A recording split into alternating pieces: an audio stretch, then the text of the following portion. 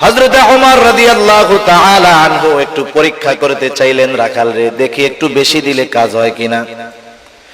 রাখাল রে এবার ওমর রাদিয়াল্লাহু তাআলা আনহু বলতেছে, ও রাখাল, আমি তোমার কাছে একটা প্রস্তাব দেই, তুমি একটা কাজ করো, একটা দুধওয়ালা ছাগি আমাদেরকে দিয়ে দাও, বিনিময়ে আমরা তোমাকে তার মূল্য দিয়ে দিব। এতে আমাদের দুধের দ্বারা তৃষ্ণা নিবারণ হবে, গোশতের দ্বারা ক্ষুধা দূর হবে। তোমার মালিক যদি তোমাকে জিজ্ঞাসা করে যে ছাগল কোথায়, তুমি বলবা একটা নেকড়ে অথবা বাঘে আক্রমণ করে ধরে নিয়ে গেছে।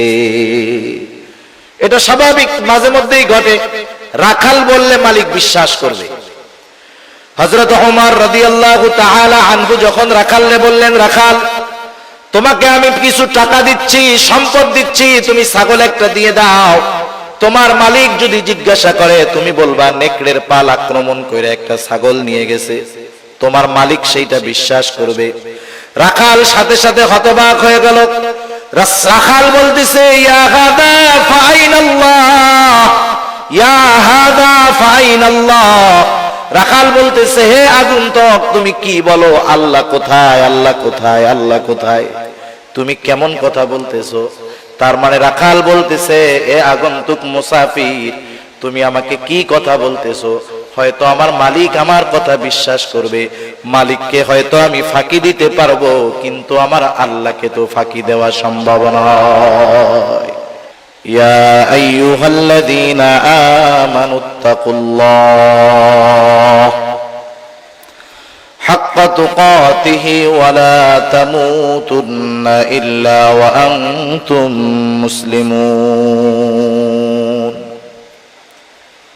আল্লাহ রাব্বুল আলামিন ঈমানদারদেরকে উদ্দেশ্য করে বলেন, হে ঈমানদারেরা, তোমরা আল্লাহ তাআলাকে ভয় করো, যথাযথভাবে ভয় করো। আল্লাহ তাআলাকে ভয় করার কথা, তাকওয়ার কথা, গুনাহ থেকে বেঁচে থাকার কথা আল্লাহ তাআলা বললেন।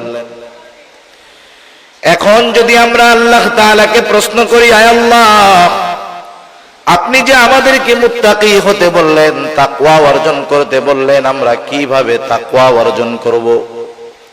কারণ কোরআনুল কারীমের মধ্যে আল্লাহ তাআলা যেটা আদেশ করেন সেটা বাস্তবায়নের পদ্ধতিও আল্লাহ তাআলা বলে দেন। যেমন কোরআনুল কারীমের মধ্যে নামাজের কথা আছে, নামাজ কিভাবে বাস্তবায়ন করতে হবে, কিভাবে পড়তে হবে, আল্লাহ তাআলা এটাও আমাদেরকে জানায়া দিয়েছেন। যেমন কোরআনুল কারীমে আল্লাহ তাআলা ৮২ জায়গায় নামাজের কথা বললেন। এখন যদি আমরা প্রশ্ন করি নামাজ আমরা কিভাবে পড়ব, আল্লাহ তাআলা আমাদেরকে ইঙ্গিত দিয়ে দিয়েছেন, সূত্র দিয়ে দিয়েছেন। আমি আদেশ করেছি নামাজের, এই নামাজটা শিখতে হবে মুহাম্মাদুর রাসূলুল্লাহ সাল্লাল্লাহু আলাইহি ওয়াসাল্লামের থেকে। এজন্যই আল্লাহ রাব্বুল আলামিন কোরআনুল কারীমের মধ্যে বলেন, কুল আতিউল্লাহ ওয়া আতিউর রাসূল। আল্লাহ রাব্বুল আলামিন বলেন, তোমরা আল্লাহর আনুগত্য করো, তার রাসূলের আনুগত্য করো। আল্লাহর আদেশ মান্য করো, রাসূলের আদেশ মান্য করো। এখন আল্লাহর আদেশ হলো বান্দা ওয়াকিমুস সালাত, নামাজ কায়েম করো। আমরা যদি বলি আল্লাহ কিভাবে করব, কোন পদ্ধতিতে করব, আল্লাহ তাআলা বলেন, তোমাদের কোনো চিন্তা নাই, তোমরা আমার হাবিবের অনুসরণ করো, হাবিবের আনুগত্য করো। এরপরে আল্লাহ তাআলা আর আয়াতের মধ্যে আমাদেরকে জানায় দেন, মাইয়ুতি'র রাসূল ফাকাদ আতা আল্লাহ। যে আল্লাহর রাসূলের আনুগত্য করলো সে আল্লাহরই আনুগত্য করলো। আর রাসূলুল্লাহ সাল্লাল্লাহু আলাইহি ওয়াসাল্লাম বললেন, নামাজের আদেশ আল্লাহ তাআলা কোরআনে করেছে। আর আল্লাহর নবী বললেন, সাল্লু কামা রাআইতুমুনি উসাল্লি, তোমরা নামাজ ওইভাবে পড়ো যেভাবে তোমরা আমাকে নামাজ পড়তে দেখো।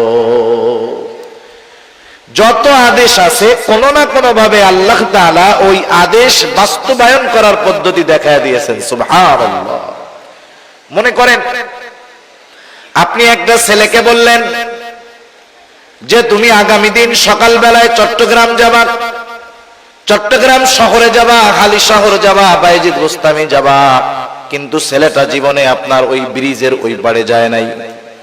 বলেন তো, যতই সহজ জায়গা হোক না কেন, অচেনা জায়গা যত সহজ হোক, কিন্তু এটা কঠিন জায়গা। অপরিচিত জায়গা যত সহজ হোক, এটা প্রথমবার কঠিন লাগবে, স্বাভাবিক। আপনি যখন তাকে আদেশ করবেন যে আগামী দিন সকাল বেলায় তোমাকে শহরে যেতে হবে, সে তো জীবনে কোনোদিন শহরে যায় নাই, সে তো রাঙ্গুনিয়াও কোনোদিন যায় নাই, এখন তার জন্য তো শহরে যাওয়া কঠিন। সে যখন বিচলিত, সে যখন পেরেশান, আপনি তার মাথায় হাত দিয়ে বুলায় বললেন, বাবা টেনশন তুমি করো না, তুমি এখান থেকে সুন্দর মতোই রাস্তায় যাবা, ওখান থেকে একটা সিএনজিতে উঠবা, সিএনজি কে বলবা আমি চট্টগ্রাম শহরে যাব, তোমার যেই জায়গায় যাওয়ার প্রয়োজন সিএনজি ওয়ালা তোমাকে সেই জায়গাতেই নামায়া দিবে। বলেন তো, আদেশ করার পরে চট্টগ্রাম শহরে যাওয়া তার জন্য যতটা কঠিন মনে হচ্ছিল, যখন আপনি তাকে যাওয়ার রাস্তা পদ্ধতি বলে দিলেন, বলেন তো আদেশ করার পরে তার কাছে যেমন কঠিন মনে হচ্ছিল, যাওয়ার পদ্ধতি বলে দেওয়ার পরে তার কাছে কি আগের মতো কঠিন থাকবে নাকি একটু সহজ হয়ে যাবে? আল্লাহ তাআলা তাকওয়া অর্জন করতে বললেন, খোদা ভীতি অর্জন করতে বললেন, মুত্তাকি হতে বললেন। সাথে সাথে আল্লাহ তাআলা জানায় দিলেন, ও আমার গোলাম, কেমন করে তুমি মুত্তাকি হবা, পরহেজগার হবা, আমি আল্লাহ তাআলা সেই পদ্ধতিগুলো কোরআনুল কারীমের মধ্যে তোমাদেরকে জানায়া দিব।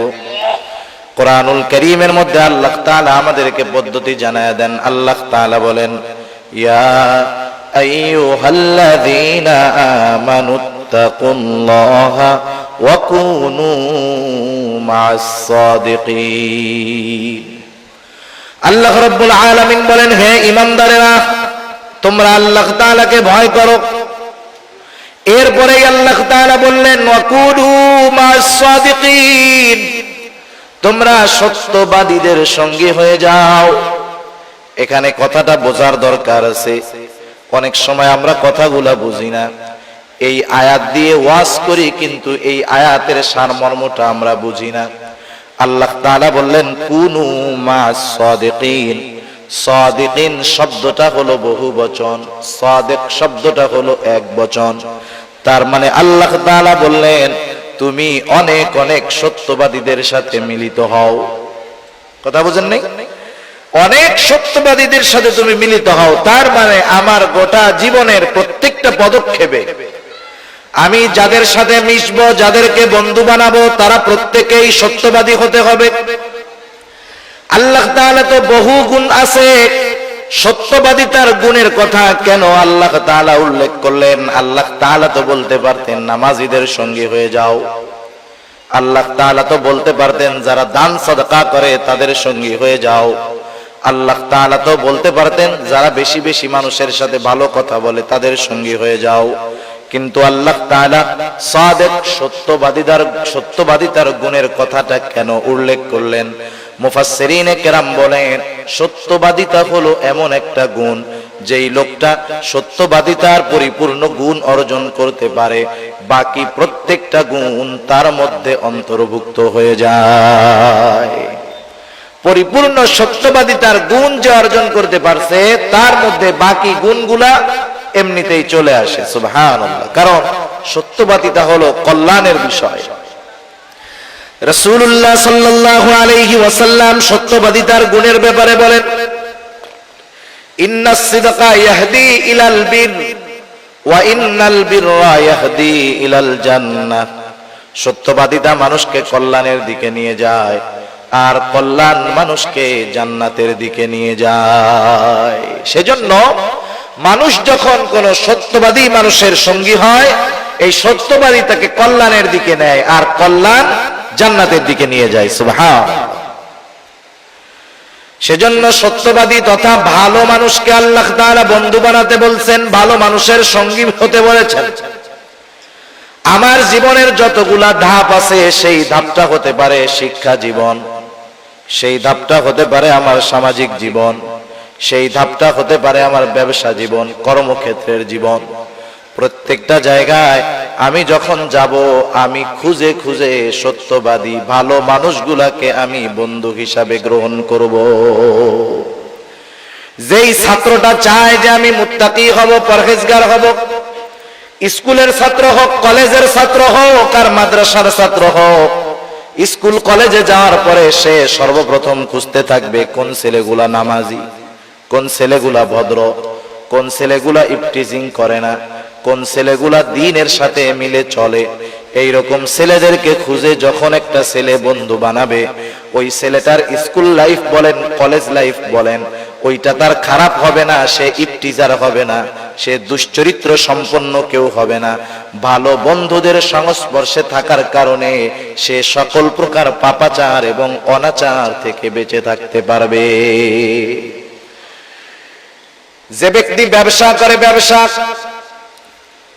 যে কর্মক্ষেত্রে আমি আপনি যাই না কেন, সেই জায়গায় আমার আপনার কিছু পরিচিত, কিছু বন্ধু বান্ধব এমনিই হয়ে যায়, ঠিক না?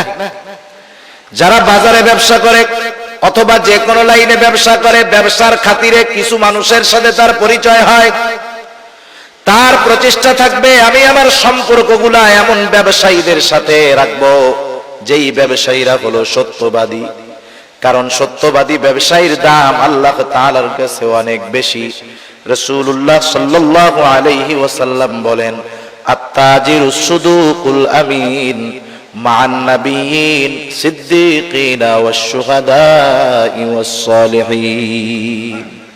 আমি যদি আমার কর্মক্ষেত্র, ব্যবসার ক্ষেত্রে সত্যবাদীদেরকে বন্ধু বানাই, আল্লাহর রাসূল ওই সত্যবাদী ব্যবসায়ীর ব্যাপারে বলেছেন, সত্যবাদী আমানতদার ব্যবসায়ী সে কিয়ামতের ময়দানে জান্নাতের মধ্যে নবীদের সাথে, শহীদদের সাথে, সিদ্দিকিনদের সাথে, নেককার বান্দাদের সাথে অবস্থান করবে। সুবহানাল্লাহ। সেজন্য আমি আমার ব্যবসা, কর্মক্ষেত্র সব জায়গায় মুত্তাকি, পরহেজগার, নামাজীদেরকে বন্ধু হিসাবে বানাবো। কারণ আমাদের দেশে প্রবাদ বাক্যেই বলা হয়, সৎ সঙ্গ স্বর্গবাস, অসৎ সঙ্গ সর্বনাশ। আমরা তো দেখেছি বহুত ভালো ছেলে, ব্রিলিয়ান্ট ছেলে, মুয়াদ্দাব ছেলে, ভদ্র ছেলে, ছেলেগুলা খারাপ বন্ধুদের সাথে মেশার কারণে এক সময় তার নৈতিকতার পদস্খলন ঘটেছে। যেই ছেলেটার ব্যাপারে মানুষেরা যা কল্পনাও করে নাই, শুধুমাত্র খারাপ সঙ্গের কারণে সে তার চাইতেও বেশি বেশি জঘন্য পাপাচার, অনাচারে লিপ্ত হয়ে গেছে। স্বাভাবিক এমনটাই হয়, এমনটাই হয়। মনে করেন 10 জন বন্ধু ভালো, এর সাথে একজন খারাপ, 10 জনের মধ্যে একজন খারাপ। 10 জন বন্ধু নামাজি, যখন এই 10 জন একসাথে হাঁটে, তাদের সাথে একজন খারাপও আছে। কিন্তু এলাকার মানুষ যখন এই ছেলেগুলাকে দেখে, তারা বলা বলি করে, দেখো ছেলেগুলা কত ভালো নামাজি, কিন্তু ওদের সাথে একটা খারাপ ছেলেও আছে। ওই ভালো গুলার সাথে চলতে চলতে একটা সময় খারাপটার মনের মধ্যে এই চিন্তা চলে আসে, হারে আমি এই ভালো ছেলেগুলার সাথে চলার কারণে আমি খারাপ হওয়ার পরেও মানুষেরা আমাকে ভালো বলে। এখন আমার উচিত এরা যেমন চারিত্রিক গুণ সম্পন্ন, আমারও চরিত্রটাকে ওই রকম বানায় ফেলা উচিত। একটা সময় দেখা যাবে, একদিন, 2 দিন, 1 সপ্তাহ, 1 মাস পর ওই খারাপ ছেলেটা ভালো মানুষের সাথে মেশার কারণে, ভালো মানুষের সাথে চলার কারণে সেও এক সময় ভালো গুণে গুণান্বিত হয়ে যায়। আবার একটা ভালো ছেলে, দিনদার ছেলে 10 জন খারাপ বন্ধুর সাথে মিশতে, আজানের সময় হলো, আজান দিল, কেউ নামাজে যায় না, বন্ধুরা খোশ গল্পের মধ্যে মজা আছে। বাকি 9 জন গল্প করতেছে, আর একজন বন্ধু সে নামাজে যাবে, শয়তানে ওয়াসওয়াসা দিচ্ছে। আরে বন্ধুদের সাথে কি সব সময় আড্ডা দেওয়া হয় নাকি? আজকে একটু আড্ডা দে, জামাতে নাইলে নাই পড়লি, একা একা বাসায় গিয়া পড়বি। এইরকম আস্তে আস্তে ওয়াসওয়াসা দিতে দিতে একটা সময় ওই বেনামাজি বন্ধুদের সাথে থাকতে থাকতে নামাজি বন্ধুটাও এক সময় বেনামাজি হয়ে যায়। সেজন্য সঙ্গের বড় প্রভাব আছে। সঙ্গ যার ভালো, কর্ম তার ভালো, সঙ্গ যার খারাপ, কর্ম তার খারাপ। এজন্য বন্ধু নির্বাচনের ক্ষেত্রে আমরা বেছে বেছে বন্ধু নির্বাচন করব। যাদের দ্বারা আমি উপকৃত হতে পারবো এমন মানুষগুলাকে আমি আমার বন্ধু হিসাবে গ্রহণ করব। এজন্যই আল্লাহ রাব্বুল আলামিন প্রথম সূত্র দিয়ে দিলেন, হে ঈমানদারেরা, আল্লাহ তাআলাকে ভয় করো আর সত্যবাদীদের সঙ্গী হয়ে যাও। সত্যবাদী, পরহেজগার, নেককার মানুষের সঙ্গ যদি তুমি গ্রহণ করো, একটা সময় তোমার জন্য মুত্তাকি হওয়াটা সহজ হয়ে যাবে।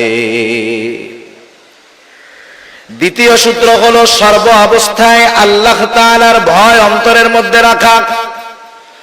অন্তরের মধ্যে এই চিন্তা নয়ন করা, আমি যেখানে যাই, যা করি, যা বলি, সর্বহালতে আমাকে আমার আল্লাহ তাআলা দেখেন। দুনিয়াতে মানুষের অপরাধ প্রবণতা কমানোর জন্য, অপরাধ দূর করার জন্য কত পদ্ধতি বের করা হয়। দুনিয়ার মধ্যে যত পুলিশ বাড়ে, বুঝবেন দুনিয়াতে তত অপরাধ বাড়তেছে। আইন শৃঙ্খলা বাহিনী, পুলিশ বাড়ার কারণ কি? অপরাধ বাড়তেছে, এই জন্য পুলিশ দরকার। রাস্তার মোড়ে মোড়ে সিসি ক্যামেরা লাগানো উদ্দেশ্য হলো যাতে অকারেন্স অপরাধগুলোকে দেখা যায়, শনাক্ত করা যায়।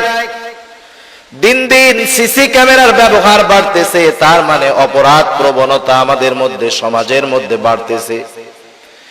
সিসি ক্যামেরা দিয়ে, আইন দিয়ে, প্রশাসনের লোক বৃদ্ধি করে অপরাধ প্রবণতা কমানো যাবে না, বরং অপরাধ আরো দিন যায় বাড়ে। যেমন কিছুদিন আগে রাষ্ট্রীয়ভাবে আইন হলো ধর্ষণের সর্বোচ্চ শাস্তি হলো মৃত্যুদণ্ড। ধর্ষণ করলেই মৃত্যুদণ্ড তা না, ধর্ষণের যে শাস্তি আছে, স্তর আছে, সর্বোচ্চ স্তর হলো মৃত্যুদণ্ড। কঠিন এক শাস্তি। বলেন তো, এই শাস্তি নির্ধারিত হওয়ার পরে বাংলাদেশে ধর্ষণ হয় নাই, এরকম ঘটনা ঘটছে নাকি? বরং আরো বাড়ছে। ধর্ষণ ধর্ষণের গতিতেই আছে। অপরাধের মাত্রা, শাস্তির মাত্রা বাড়ানোর সাথে সাথে অপরাধের মাত্রাটাও বেড়ে গেছে। তার মানে দুনিয়ার আইন দিয়ে, প্রযুক্তি দিয়ে মানুষকে মুত্তাকি বানানো যাবে না, গুনার থেকে বাঁচানো যাবে না। কিন্তু মানুষগুলার অন্তরে যদি কিছু বিষয় দৃঢ়ভাবে বদ্ধমূল করে নিতে পারি আমরা, তাহলে মুত্তাকি হওয়া যাবে, সকল প্রকার গুনাহ থেকে বাঁচা যাবে। অন্যতম চিন্তা হলো সর্ব অবস্থায়, সর্বহালতে আমাকে দেখতেছে কে? আল্লাহ রাব্বুল আলামিন আমাকে আপনাকে সর্বহালতে, সর্ব অবস্থায় দেখতেছে। আল্লাহ তাআলা কোরআনুল কারীমের মধ্যে বলেন, ওয়ালাকাদ খালাকনাল ইনসানা ওয়া না'লামু মা তুওয়াসওয়িসু বিহি নাফসুহু ওয়া নাহনু আকরাবু ইলাইহি মিন হাবলিল ওয়ারিদ। আল্লাহ রাব্বুল আলামিন বলেন, ওয়ালাকাদ খালাকনাল ইনসান। আল্লাহ তাআলা বলেন, আমি আল্লাহ তাআলা মানুষকে সৃষ্টি করেছি। আমাদের স্রষ্টাকে জোরে বলেন তো। নাস্তিকেরা বলে যে প্রাকৃতিক ভাবে হয়েছে, কিন্তু আল্লাহ বলেন আমি মানুষকে সৃষ্টি করেছি। আল্লাহ তাআলা বলেন আমি মানুষকে সৃষ্টি করেছি। শুধু তাই নয়, ওয়া না'লামু মা তুওয়াসওয়িসু বিহি নাফসু। আমি আল্লাহ এটাও জানি কোন জিনিসে মানুষের অন্তরের মধ্যে ওয়াসওয়াসা দেয়। আমার অন্তরের মধ্যে কোন জিনিসে ওয়াসওয়াসা দেয়? বলেন তো, দুনিয়ার কোন প্রযুক্তি, দুনিয়ার কোন সর্বাধুনিক মেশিন দিয়া আমার অন্তরের ওয়াসওয়াসা কি দিচ্ছে এটা বের করা সম্ভব নাকি? সম্ভব? বলেন। দুনিয়ার সর্বোচ্চ প্রযুক্তি ব্যবহার করেও আমার অন্তরে আমি কি বলতেছি, কি করতে চাচ্ছি, এটা বের করা সম্ভব না। কিন্তু আল্লাহ তাআলা বলেন, ওয়া না'লামু মা তুওয়াসওয়িসু বিহি নাফসু। আমি আল্লাহ তাআলা জানি তার অন্তরের ভিতরে কোন জিনিসে ওয়াসওয়াসা দেয়। আল্লাহ তাআলা এবার আরো জবাব দেন, কেন জানি বান্দা, তুমি জানো নাকি? আমি জানার কারণ হলো, ওয়া নাহনু আকরাবু ইলাইহি মিন হাবলিল ওয়ারিদ। আমি তোমার অন্তরের খবর জানার কারণ হলো যে আমি তোমার শাহরগের চাইতেও অধিক নিকটবর্তী। সুবহানাল্লাহ। তার মানে আমি আমার যত নিকটে, তার চাইতে বেশি নিকটে কে? আল্লাহ তাআলা। আমি তো আমারই কত কিছু দেখি না, যা দিয়া দেখি এইটাও দেখি না। আমরা দেখি কি দিয়ে? চোখ দিয়ে। চোখ দিয়ে। আয়না ছাড়া কোনোদিন আমি আপনি নিজের চোখ দেখতে পারছি? যা দিয়া দেখি এইটারও আমরা দেখি, নিজের চেহারাটারেও দেখতে পারি না। কিন্তু আল্লাহ তাআলা আমার অন্তরের গহীন কোণে কি ওয়াসওয়াসা দেয়, কোন জিনিস ওয়াসওয়াসা দেয়, আল্লাহ তাআলা এটা জানেন। যেই আল্লাহ অন্তরের ওয়াসওয়াসার খবরটাও জানে, বলেন তো সেই আল্লাহ 24 ঘন্টা রাত দিন আধারে আলোতে সর্ব অবস্থায় আমাকে দেখেন কি দেখেন না? সর্ব অবস্থায় আমি আল্লাহ তাআলার নজরের মধ্যে আছি। দুনিয়ার সিসি ক্যামেরারে মানুষ কত ভয় পায়। একদিন এক ভিডিও দেখতে আসছে সামনে, এক চোর চুরি করতেছে, হঠাৎ করে তার নজরে সিসি ক্যামেরা পড়ে গেছে। আস্তে চুরির মালগুলা রাইখা ও সিসি ক্যামেরার কাছে যায় মাপ চাইতেছে, দুই হাত জোড় করে বলতেছে আর জীবনে করব না, কান ধরে কইতেছে আর জীবনে করুন না। সিসি ক্যামেরারে কি ভয় পায় চিন্তা করছেন? অথচ সিসি ক্যামেরার ভিডিওটা ডিলিট হতে পারে, অথবা সিসি ক্যামেরার লেন্সটা শুধু লাগানো, ওর সাথে কোনো রেকর্ড করার ব্যবস্থা নাই, কিন্তু ওইটারে কি ভয় না পায়। অথচ আল্লাহর নজরকে ভয় পায় না বান্দা, সিসি ক্যামেরারে লজ্জা পায়। কাছের মানুষ, এলাকার মানুষ দেখে ফেলবে এই জন্য অপরাধ করে না, এলাকার মানুষকে লজ্জা পায়, আল্লাহকে লজ্জা পায় না। কিন্তু রাসূলুল্লাহ সাল্লাল্লাহু আলাইহি ওয়াসাল্লাম বলেন, বান্দার আল্লাহ তাআলার ব্যাপারে সবচাইতে বেশি লজ্জাশীল হওয়া উচিত। আল্লাহ রাব্বুল আলামিন এরপরে বলেন, বান্দা আমি আল্লাহ যে শুধু তোমাকে দেখি তা না, আল্লাহ তাআলা এরপরে বলেন, ইদিয়াতালাক্কাল মুতালাক্কিয়ানি আনিল ইয়ামিনি ওয়া আনিশ শিমালি কাঈদ। আল্লাহ রাব্বুল আলামিন আমাদের ডান কাঁধে বাম কাঁধে উভয় কাঁধে দুইজন ফেরেশতা নিযুক্ত করে রেখেছেন, যারা আমাদের আমলগুলোকে কর্মগুলোকে লিপিবদ্ধ করতেছে। আমরা তাদেরকে সোজা নামে কিরামান কাতিবিন নামে চিনি। কিরামান কাতিবিন হলো সম্মানিত লেখকদ্বয়। আল্লাহ তাআলা বলেন, কিরামান কাতিবিনা ইয়ালামুনা মা তাফআলুন। এই সম্মানিত লেখকদ্বয় এরাও জানে যে আমরা কি আমল করি, ওরা জানে।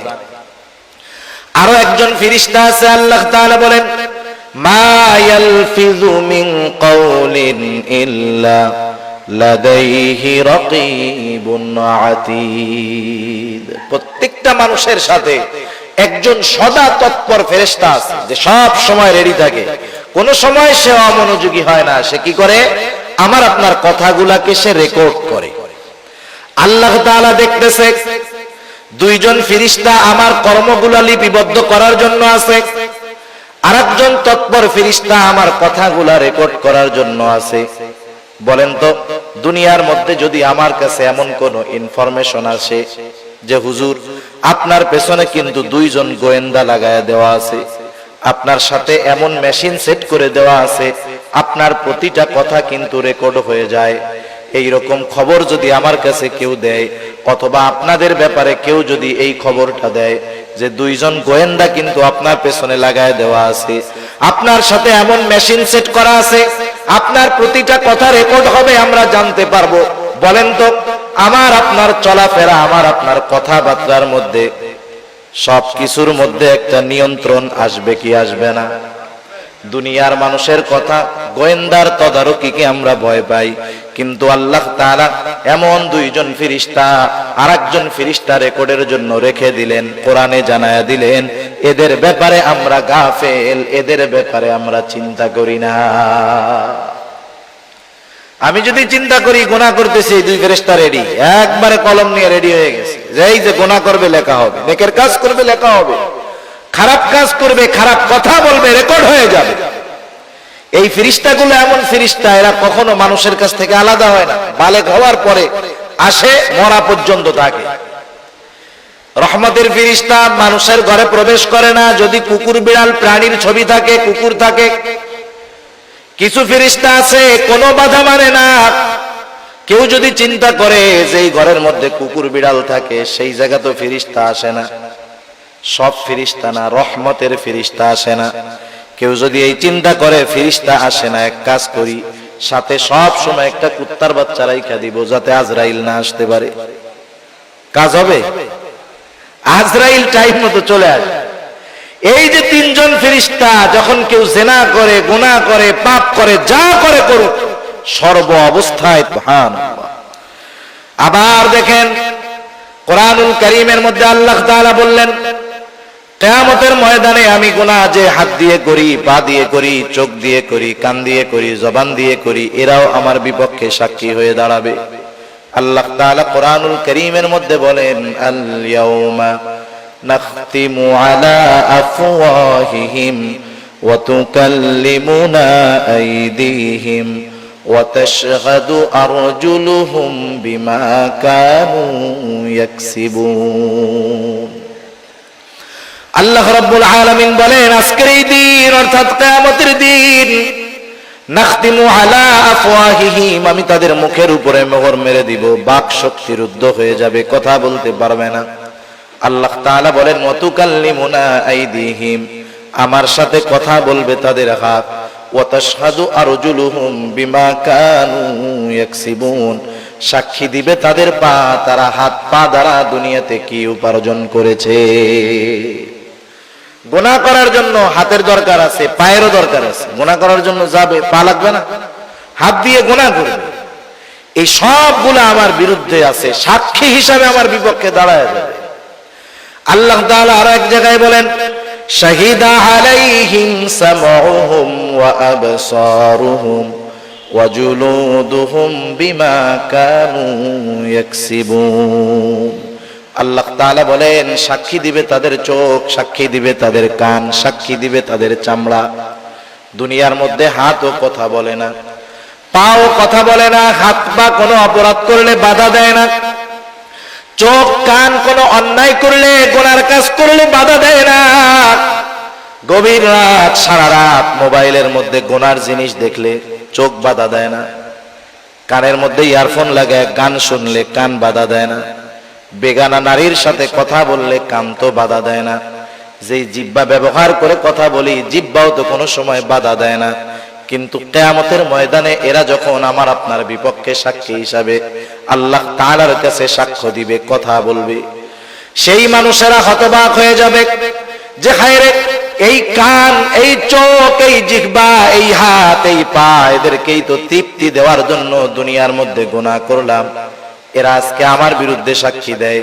তখন তারা তাদের চামড়াকে উদ্দেশ্য করে বলবে, ক্বালু লিজুলুদিহিম লিমা শাহিদতুম আলাইনা ক্বালু আনতাকানাল্লাহুল্লাযী আনতাকা কুল্লা শাই ওয়া হুয়া খালাকাকুম আউওয়ালা মাররাতিন ওয়া ইলাইহি তুরজাউন। আল্লাহ তাআলা জানায় দেন, সেই দিন এই মানুষগুলো কি বলবে? তারা বলবে, ক্বালু লিজুলুদিহিম লিমা শাহিদতুম আলাইনা, তারা তাদের চামড়াকে বলবে, ও চামড়া, কেন আজকে তোমরা আমাদের বিরুদ্ধে সাক্ষী দাও, কেন আমাদের বিরুদ্ধে আচরণ করতেছো? দুনিয়ায় তো কথাবার্তা বলো নাই, এখন কেমনে কও? চামড়ার জবান তো আল্লাহ খুলে দিবে। চামড়া বলবে, ক্বালু আনতাকানাল্লাহ, এই হাত পা অঙ্গ প্রত্যঙ্গ জবাব দিবে যে আমাদেরকে আজকে কথা বলার ক্ষমতা দিয়েছে কে? যে আল্লাহ সবাইরে কথা বলার ক্ষমতা দিয়েছে, সেই আল্লাহ আজকে আমাদেরকেও কথা বলার ক্ষমতা দিয়েছে। দেখেন, চিন্তার বিষয় হলো আল্লাহ দেখতেছে, এতটুকুই যথেষ্ট ছিল। কিন্তু এরপরেও আমার বিরুদ্ধে আরো কত সাক্ষী আছে আল্লাহ সবগুলা জানায় দিয়েছেন। এগুলা কোরআনের কথা। কিসের কথা? কোরআনুল কারীমের কথা। কোরআনুল কারীমের প্রতি পূর্ণ আস্থা তার আছে যার কোরআনুল কারীমের প্রত্যেকটা অক্ষর, প্রত্যেকটা শব্দ, প্রত্যেকটা বিধানের উপরে পরিপূর্ণ আস্থা আছে। ঠিক কিনা বলেন? শুধু মুখ দিয়ে বললে হবে না। সেজন্য আমার অন্তরের মধ্যে যদি এই কথাগুলা দৃঢ়ভাবে বদ্ধমূল হয়ে যায় যে আমার আল্লাহ দেখতেছে, ফেরেশতারা আছে, হাত পা অঙ্গ প্রত্যঙ্গ আমার গুনার সাক্ষী, তাহলে গুনার থেকে বেঁচে থাকা আমার জন্য সহজ। স্বর্ণযুগের মানুষ যারা ছিল, স্বর্ণযুগের মানুষগুলার অন্তরের মধ্যে আল্লাহ ভীতি এমন ছিল, তারা সর্ব অবস্থায় মনে করতো যে আমরা আল্লাহ তাআলার নেটওয়ার্কের ভিতরে কোনো কিছু করার উপায় নাই। এই জন্য স্বর্ণযুগের রাখালের মধ্যে যেই তাকওয়া ছিল, বর্তমান জামানার শ্রেষ্ঠ ওলির মধ্যেও ওই পরিমাণ খোদাভীতি তাকওয়া পাওয়া যাবে না। প্রসিদ্ধ ঘটনা, খলিফাতুল মুসলিমিন হযরত ওমর রাদিয়াল্লাহু তাআলা আনহু সাথীদেরকে নিয়ে একদিন সফরে বের হয়েছেন। মরুভূমির পথ কিছু দূর চলার পরে তারা পিপাসিত হয়ে গেলেন, গলা শুকিয়ে গেছে। আরবের মানুষ পিপাসার জন্য পানিও পান করে, দুধও পান করে। তৎকালীন আরবের রেওয়াজটা ছিল এইরকম, অধিকাংশ ছাগলের পালের মালিকেরা তাদের রাখালকে বলে দিত, ও রাখাল, কোন মুসাফির যদি দুগ্ধ পান করার প্রয়োজন হয়, তৃষ্ণার কারণে হোক ক্ষুধার কারণে হোক, তোমরা তাদের ক্ষুধা এবং তৃষ্ণা নিবারণের জন্য আমার ছাগলের পাল থেকে দুধ পান করতে দিবা। রাখাল তো তখনই দুধ পান করতে দিতে পারবে যখন মালিকের অনুমতি থাকবে, কিন্তু অধিকাংশ মালিক অনুমতি দিয়া দিত। গুটি কয়েক কৃপণ মার্কা যারা আছে ওরা বলতো যে এই খবরদার, কাউরে একটু দুধ পান করতে দিবি না। হযরত ওমর রাদিয়াল্লাহু তাআলা আন সাথীবর্গ সহ একটা ছাগলের পালের কাছে পৌঁছাইলেন। ছাগলের পালের মধ্যে দুধওয়ালা ছাগল আছে। দেখার পরে হযরত ওমর রাদিয়াল্লাহু তাআলা আনহু ছাগলের পালের রাখালকে বলল, রাখাল, আমরা তো ক্লান্ত, তোমার পালের মধ্যে তো দুধওয়ালা ছাগল আছে, আমাদেরকে একটু দাও, আমরা দুধ পান করে আমাদের তৃষ্ণা নিবারণ করি। এইবার রাখাল বলতেছে যে না, আমি এটা দিতে পারবো না, কারণ মালিকের অনুমতি নাই। স্বাভাবিক অনেক সময় কি হয়, আপনি যখন একটা কাজ করার জন্য যাবেন, যেমন আমাদের দেশের রুলস যেটা হয়ে গেছে, আপনি যাবেন স্টেশনে ট্রেনের টিকিট কাটার জন্য। বাংলাদেশে ট্রেনের টিকিট কোনো সময় পাওয়া যায় না, কিন্তু বাংলাদেশে সরকারি যেই খাতগুলায় বড় বড় লস হয়, এর মধ্যে সবচাইতে অন্যতম একটি খাত হলো রেল যোগাযোগ ব্যবস্থা। সারা বছরের পরে দেখবেন যে এই বছর রেলে 2000 কোটি টাকা লস, 1000 কোটি টাকা লস, কিন্তু আপনি 10 দিন পরে ঢাকার টিকিট কিনতে যান, একটাও পাবেন না। লস কখন হয়? যখন যাত্রী হয় না। কিন্তু লস হয় যাত্রী ভরা, পালানোর জায়গা নাই, সিট পাওয়া যায় না, কিন্তু এরপরেও লস হয়। আপনি টিকিট কিনতে টিকিট কাউন্টারে গিয়ে টিকিট পাবেন না। আশেপাশে দেখবেন কিছু লোক ঘুরতেছে, আইসা আপনার কানে বলবে, অথবা আপনার পরিচিত থাকলে যখন তারে বলবেন ভাই 100 বাড়ায় দিন নাই, তখন বলবে যে অমকের কাছে জানো যে চার দোকানটা আছে, কাকার কাছে যাই বললেই আমার কথা টিকিট দিয়ে দিবে। এরকম আছে না নাই বলে? তার মানে ন্যায্য দামে পাওয়া গেল না, কিছু দিলে কাজ হয়ে গেল। মালিকের মানা, এই জন্য রাখাল দুধ পান করাবে না। হযরত ওমর রাদিয়াল্লাহু তাআলা আনহু একটু পরীক্ষা করতে চাইলেন রাখাল রে, দেখি একটু বেশি দিলে কাজ হয় কিনা। রাখাল রে এবার ওমর রাদিয়াল্লাহু তাআলা আনহু বলতেছে, ও রাখাল, আমি তোমার কাছে একটা প্রস্তাব দেই, তুমি একটা কাজ করো, একটা দুধওয়ালা ছাগি আমাদেরকে দিয়ে দাও, বিনিময়ে আমরা তোমাকে তার মূল্য দিয়ে দিব। এতে আমাদের দুধের দ্বারা তৃষ্ণা নিবারণ হবে, গোশতের দ্বারা ক্ষুধা দূর হবে। তোমার মালিক যদি তোমাকে জিজ্ঞাসা করে যে ছাগল কোথায়, তুমি বলবা একটা নেকড়ে অথবা বাঘে আক্রমণ করে ধরে নিয়ে গেছে। এটা স্বাভাবিক, মাঝে মধ্যেই ঘটে। রাখাল বললে মালিক বিশ্বাস করবে।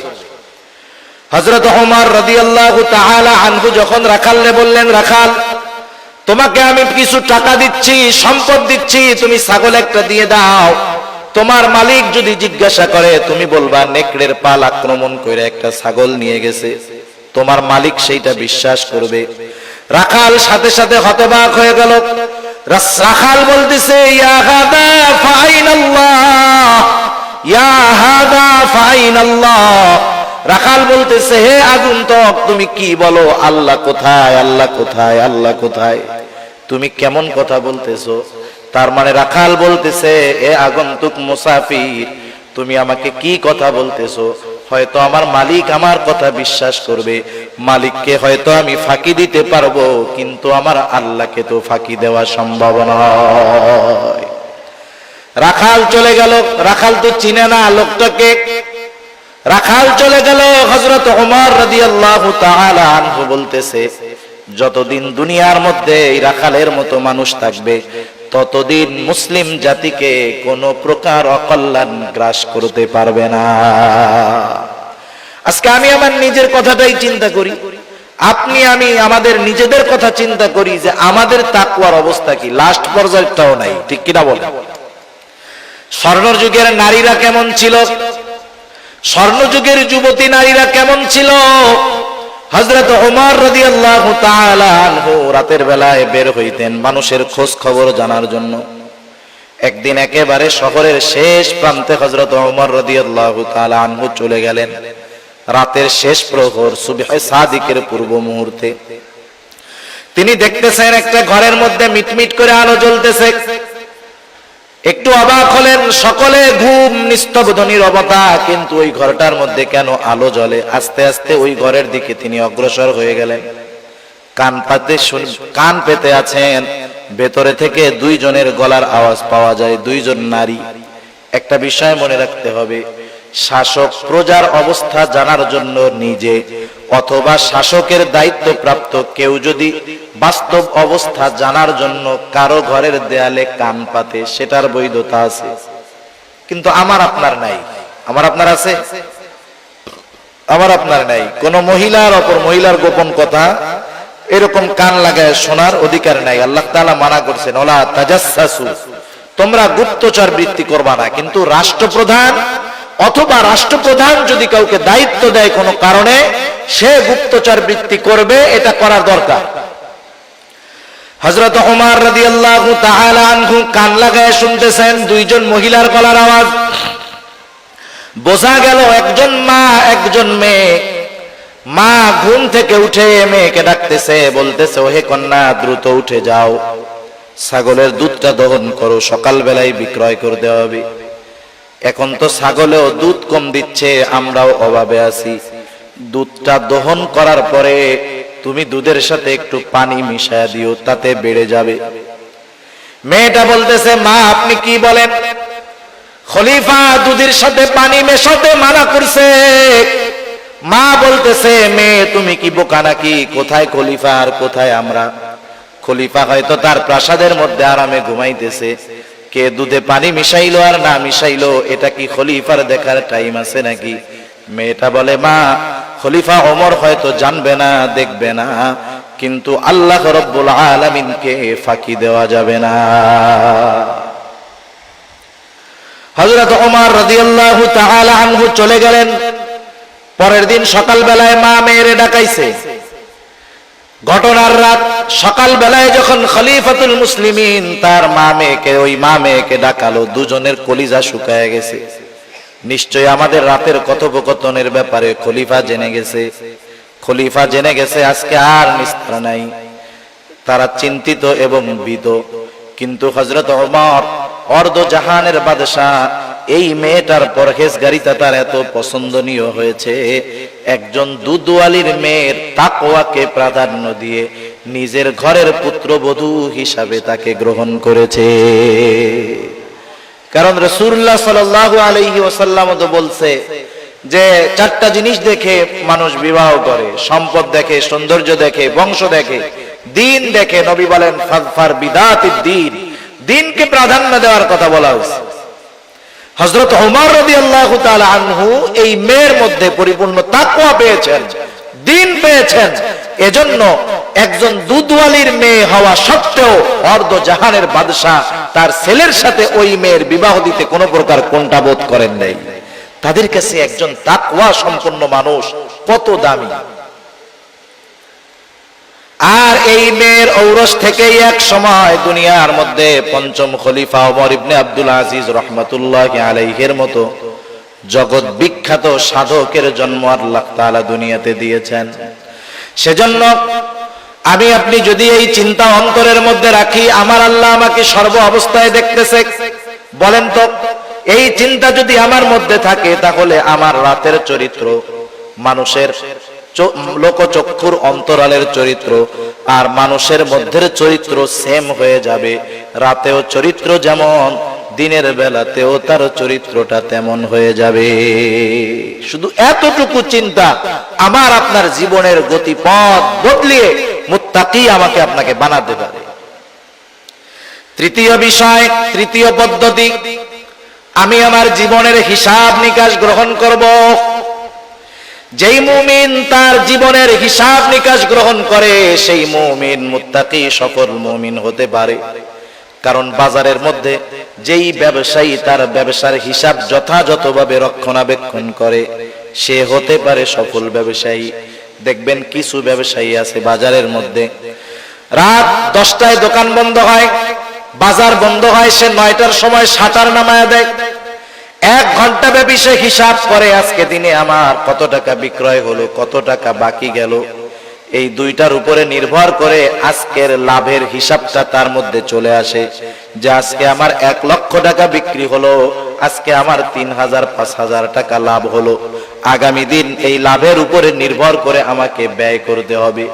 এইভাবে দৈনন্দিন যেই ব্যবসায়ী তার হিসাব রক্ষণাবেক্ষণ করে, 2-4 বছর পরে দেখা যাবে এই ব্যবসায়ী সফল ব্যবসায়ী হয়ে যাবে। কিন্তু যেই ব্যবসায়ীর কোনো হিসাব নাই, হিসাবের রক্ষণাবেক্ষণ নাই, সকালে যায় মাল কেনে বেচে বাকি দেয়, কোথায় টাকা কি হিসাব নিকাশ করে না, এই ধরনের বেহিসাবি অধিকাংশ ব্যবসায়ী যত বড় পুঁজি নিয়ে ব্যবসা করুক না কেন, হিসাব রক্ষণাবেক্ষণ না করার কারণে একটা সময় তার ব্যবসা লাভের মুখ দেখে না, বরং লসের মুখ দেখতে থাকে।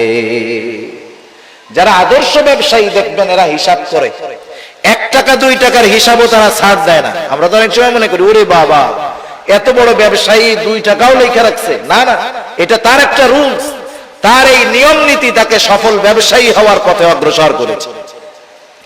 অনুরূপভাবে যেই মুমিন তার জীবনের হিসাব নিকাশ গ্রহণ করে, সেই মুমিনের জীবন পরিবর্তন হয়।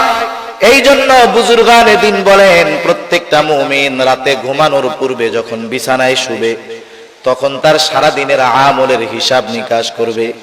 সে ঠান্ডা মাথায় চোখ দুটাকে বন্ধ করে সকাল থেকে নিয়ে শোয়ার আগ পর্যন্ত কতগুলা ভালো কাজ করেছে, কতগুলা অন্যায় করেছে, কতগুলা পাপ করেছে, সে যদি ঠান্ডা মাথায় চিন্তা করে, সকাল থেকে নিয়ে রাত পর্যন্ত প্রত্যেকটা কাজের দৃশ্য তার চোখের সামনে ভেসে উঠবে। সে চিন্তা করতে পারবে যে আজকে আমি 10টা গুনার কাজ করেছি, আজকে আমি 9টা নেকের কাজ করছি। আজকের হিসাবে গুনাহ বেশি, নেকের কাজ কম। আর মানুষ যখন রাতের বেলায় শোয়ার সময় সে যেই ধরনের চিন্তা করে, তার রাতটা ওই ধরনের অতিবাহিত হয়। যেমন কেউ যদি শোয়ার সময় মোবাইল টেপা শুরু করে, ফেসবুক হোক ইউটিউব হোক যাই করে করুক, দেখবেন এক সময় ফেসবুক টিপতে টিপতে টিপতে টিপতে ইউটিউব দেখতে দেখতে রাত যত গভীর হয় তত অশ্লীলতা পাপের দিকে সে ধাবিত হয়। গোনার সিস্টেম আছে কিছু, এই প্রযুক্তিগুলো আমাদেরকে একসাথে গোনার দিকে নিয়ে যায় না, আস্তে আস্তে গোনার দিকে ধাবিত করে। মনে করেন একজন একটা সিনেমা দেখতেছে, ওই সিনেমা দেখতে দেখতে নিচে ডেসক্রিপশনে অথবা সাইডে আরেকটা ভিডিও এসে হাজির হয়ে যাবে, যেটা ওইটার চেয়ে আরেকটু জঘন্য। ও এবার ওইটাই ঢুকবে, ওর মাইন্ড স্যাটিসফ্যাকশন ওরকম হয়ে যাবে, ওর আঙ্গুল ওইখানে যাবে, এরপরে ঢুকবে আর একটু জঘন্যতায় ঢুকবে, আস্তে আস্তে আর একেবারে গোনার সমুদ্রের মধ্যে ওকে নিয়ে যাবে। গোনা করতে করতে হঠাৎ করে ফজরের আজান দিবে, শয়তান পা টিপবে, ঘুম আসবে, ফজর তো গেছে গেছে, জোহরও কাজা হওয়ার অবস্থা। আর যেই ব্যক্তি রাতে শোয়ার সময় মৃত্যুর চিন্তা করে, পরকালের চিন্তা করে ঘুমাবে, দেখবেন ফজরের আজান দেওয়ার সাথে সাথে লাফ দিয়ে ঘুম থেকে উঠে যাবে, ঠিক কিনা? সেজন্য রাতের বেলায় যে যেমন চিন্তা করে তার মানসিক অবস্থা পরের দিন রাতের বেলায় ওরকমই হয়। এইবার যদি লোকটা চিন্তা করে, আহারে আজকে তো আমার গোনা বেশি হয়ে গেল, নেকের কাজ কম হয়ে গেল, হায়রে এখন যদি আমি মারা যাই কি হবে? সে হয়তো তাওবা করবে, শুধু আজকের দিনের গোনার জন্য নয়, সে হয়তো তার গোটা জীবনের তাওবা গোনার জন্য অনুশোচনা করবে, তাওবা করবে। খালেস তাওবা কইরা মনে করেন রাতে ঘুমালো, আল্লাহ না করুন এই লোকটা যদি রাতের বেলা মারা যায়, আশা করা যায় সে একজন নিষ্পাপ লোক হিসাবে তার নাজাতের জন্য তার তাওবাটা যথেষ্ট হয়ে যাবে। কারণ সে তো তাওবা করে ঘুমাইছে, খালেস তাওবা করে ঘুমিয়েছে, আর গোনা করার মতো সুযোগ পায় নাই। চিন্তা করেন এতটুকু চিন্তা তার মধ্যে তাওবার অনুশোচনা, গোনার অনুশোচনা আনতে পারে, তাওবা করে মরতে পারে, নাজাত পেয়ে যেতে পারে। সেজন্য নিজের জীবনের আমলের হিসাব নিকাশ নেওয়া, হতে পারে এই হিসাবটাই একটা সময় আমাকে গোনামুক্ত জিন্দেগি গড়ার তৌফিক দান করবে। আর গোনামুক্ত জিন্দেগি যেই মুমিনের, সেই মুমিন হলোই মুত্তাকি মুমিন। মানুষের সামান্য চিন্তা কেমন করে পরিবর্তন করে মানুষের। হযরত আব্দুল্লাহ ইবনে উমর রাদিয়াল্লাহু তাআলা আনহু হতে একটা হাদিস আসছে। আব্দুল্লাহ ইবনে উমর রাদিয়াল্লাহু তাআলা আনহু বলেন, এই হাদিসটা, এই ঘটনাটা আল্লাহর নবী একবার, দুইবার, 3, 4, 5 বার নয়, বারবার আমাদের কাছে বর্ণনা করেছেন যে বনি ইসরাইলের মধ্যে এক জালেম ছিল। এই জালেমের নাম হলো কিফিল, ধনাঢ্য জালেম, টাকাওয়ালা জালেম। এমন কোন পাপ নাই, এমন কোন গুনাহ নাই যেটা সে করে নাই। সকল প্রকার পাপ সে করত। একদিন তার কাছে একজন অভাবগ্রস্ত দরিদ্র মহিলা তার কাছে আসলো কিছু টাকা ধার চাওয়ার জন্য, কর্জে হাসানা চাওয়ার জন্য। কিন্তু জালেম কিফিল যখন দেখলো মহিলার চেহারাটা সুন্দর, এইবার মহিলাকে সে কুপ্রস্তাব দিয়ে বসলো। মহিলা অভাবের তাড়না তার এতটা বেশি ছিল, সে জালেম কিফিলের শর্ত মেনে নিতে বাধ্য হলো। কারণ হাদিসের মধ্যে আসছে কাদাল ফাকিরু আইয়াকুনা কুফরা, দারিদ্রতা মানুষকে কুফরি পর্যন্ত পৌঁছায় দেয় মধ্যে। সেজন্য একটা কথা বলার দরকার। মনে করেন অনেক সময় হয় যে আল্লাহ তাআলা আমাদেরকে অ্যাবিলিটি দিয়েছে, সম্পদওয়ালা বানাইছে, কিন্তু আমার প্রতিবেশী অভাবগ্রস্ত। আমি সম্পদওয়ালা, আমার সামর্থ্য আছে, আমার সামর্থ্য থাকার পরেও আমার কোন প্রতিবেশী অভাবের কারণে যদি কোনো পাপে লিপ্ত হয়, কিয়ামতের ময়দানে ওই অভাবগ্রস্ত ব্যক্তি তার পাপের কারণে একা অপরাধী সাব্যস্ত হবে না, বরং তার সামর্থ্যবান প্রতিবেশীও কিয়ামতের ময়দানে আল্লাহর আদালতে অপরাধী হিসাবে দাঁড়াতে হবে।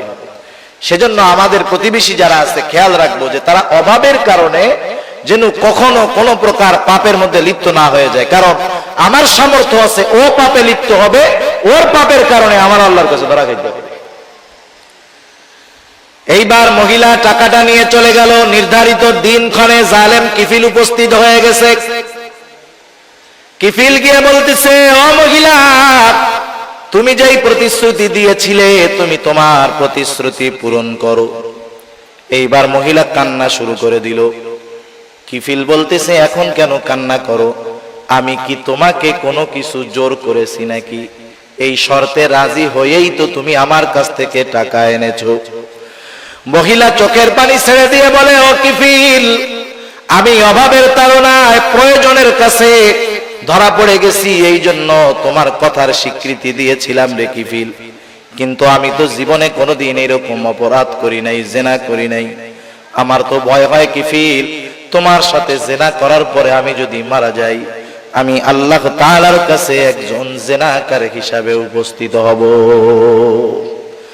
ও কিফিল, আমার কান্নার কারণ হলো আল্লাহর ভয়, আল্লাহর ভয়। এতটুকু কথা জালেম কিফিলের অন্তরের মধ্যে পরিবর্তন এনে দিল।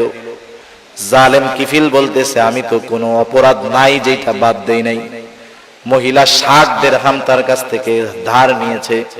কিফিল বলতেছে, যাও, তোমাকে 60 দিরহাম সাদাকা করে দিলাম, আর আমি আজকে থেকে ওয়াদা করলাম, তাওবা করলাম, আমি আর কোনোদিন জিনা করব না, সুদ খাবো না, আল্লাহ তাআলার নাফরমানি করব না, কোনো প্রকার পাপ করব না। জালেম কিফিল তাওবা করে বাড়িতে চলে গেল। ঘটনাক্রমে রাতের বেলায় জালেম কিফিল মারা গেল। জালেম যদি মারা যায়, মানুষ মুখে না বলতে পারুক, অন্তরে অন্তরে খুশি হয়। কিন্তু আল্লাহ রব্বুল আলামিন কিফিলের ব্যাপারে আল্লাহ তাআলা জানায়া দিলেন, আল্লাহ রব্বুল আলামিন কিফিলকে ক্ষমা করে দিয়েছে। মানুষের জীবনের পরিবর্তন দেখেন, সামান্য একটা কথা জীবনের গতিপথ পাল্টায় দিতে পারে। এই রাতের চিন্তা আমার জীবনের হিসাব নিকাশ, আমার জীবনের গতিপথ পাল্টিয়ে আমাকে মুত্তাকি পরহেজগার বানাতে পারে, ঠিক কিনা বলে? বুজুর্গানে দিন এই 3টা পদ্ধতির কথা বিশেষভাবে উল্লেখ করেন। আর আল্লাহ তাআলা সেই জন্য বলেন, ইয়া আইয়ুহাল্লাযীনা আমানুত্তাকুল্লাহ, হে ঈমানদারেরা, তোমরা আল্লাহ তাআলাকে ভয় করো। ওয়াত্তাকুল্লাহ, তোমরা আল্লাহ তাআলাকে ভয় করো। 3টা পদ্ধতি আপনাদের খেদমতে পেশ করলাম। 1 নাম্বার, কেউ যদি মুত্তাকি হতে চায়, সত্যবাদীকে বন্ধু হিসাবে গ্রহণ করবে। 2 নাম্বার, সর্ব অবস্থায় আল্লাহ তাআলা দেখতেছে, এটাকে অন্তরের মধ্যে দৃঢ়ভাবে বদ্ধমূল করবে। 3 নাম্বার, নিজের জীবনের হিসাব নিকাশ গ্রহণ করতে হবে। আল্লাহ তাআলা সেই জন্য বলেন, ইয়া আইয়ুহাল্লাযীনা আমানুত্তাকুল্লাহা ওয়াল তানজুর নাফসুম মা কদ্দামাত লিগাদিন ওয়াত্তাকুল্লাহ। আল্লাহ তাআলা বলেন, হে ঈমানদারেরা, ইয়া আইয়ুহাল্লাযীনা আমানুত্তাকুল্লাহ ওয়াল তানদুর নাফসুম মা কদ্দামাত লিগাদ। তুমি একটু নিজের দিকে নজর দাও না, তুমি আগামীর জন্য কি প্রেরণ করতেছো, কি জমাইতেছো। আমরা ভবিষ্যতের জন্য টাকা পয়সা জমাই ব্যাংকের মধ্যে, নিজের ভবিষ্যতের চিন্তা করে, পরিবার পরিজন সন্তান সন্তানাদির ভবিষ্যতের কথা চিন্তা করে আমরা ব্যাংকের মধ্যে টাকা জমাই। আর আমার আল্লাহ তাআলা বলে, ও আমার গোলাম, অনির্দিষ্ট ভবিষ্যতের জন্য তুমি কি জমাইতেছো, পরকালের জন্য তুমি কি জমাইতেছো।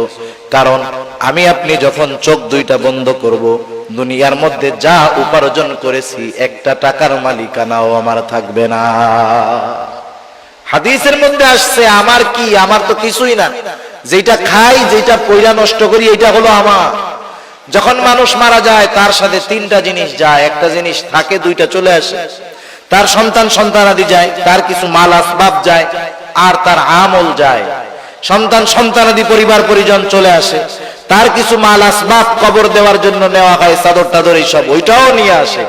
শুধু তার সাথে তার আমলটা অবস্থান করে। সেজন্য আল্লাহ বলেন, ওয়াল তানজুর নাফসুম মা কদ্দামাত লিগাদ। তুমি তোমার নিজের জন্য নজর দাও না, নিজের দিকে নজর দাও না, যে ওই ভবিষ্যতের জন্য, আগামীর জন্য তথা কবরের জন্য, পরকালের জন্য তুমি কি জমাইছো, কি প্রেরণ করছো। এই চিন্তা আমাদের দুনিয়ার মধ্যে মুত্তাকি হওয়ার জন্য সহায়ক হতে পারে। আর কোন ব্যক্তি যদি মুত্তাকি হয়, দুনিয়াতে যত আমল আছে, খেয়াল রাখবেন প্রত্যেকটা আমলের দুনিয়া আখিরাত উভয় জাহানের কল্যাণ আছে। প্রত্যেকটা আমলের দুনিয়া এবং আখিরাত উভয় জাহানের কল্যাণ আছে। কেউ যদি মুত্তাকি হয়, দুনিয়ার মধ্যে আল্লাহ রাব্বুল আলামিন বলেন, ওয়া মান ইয়াত্তাকিল্লাহা ইয়াজআল লাহু মাখরাজা। যে ব্যক্তি তাকওয়া অবলম্বন করে, খোদা বিরুদ্ধ অর্জন করে, আল্লাহ তাআলা বলেন, আল্লাহ তাআলা তাকে যত প্রকার বিপদ আপদ হোক না কেন, বের হওয়ার রাস্তার ব্যবস্থা আল্লাহ তাআলা করে দেয়। শুধু তাই নয়, আল্লাহ রাব্বুল আলামিন বলেন, ওয়া ইয়ারযুকুহু মিন হাইথু লা ইয়াহতাসিব। দুনিয়ার মানুষ সবচাইতে বেশি চিন্তা করে রিজিকের, জীবন উপকরণের, কিন্তু আল্লাহ তাআলা বলেন, ও আমার গোলাম, তুমি মুত্তাকি হয়ে যাও, আমি আল্লাহ তোমাকে এমন জায়গা থেকে রিজিক দিয়ে দিব যা তুমি কল্পনাও করতে পারবা না। সেজন্য মুত্তাকি পরহেজগার ব্যক্তির সম্পদ কম হলেও ওর মধ্যে আল্লাহ বরকত দেয়। সম্পদ বেশি হলেই যে বরকত হয় তা না, সম্পদ কমের মধ্যে আল্লাহ বরকত দিতে পারে। আশরাফ আলী থানভী রহমাতুল্লাহি আলাইহি একটা ঘটনা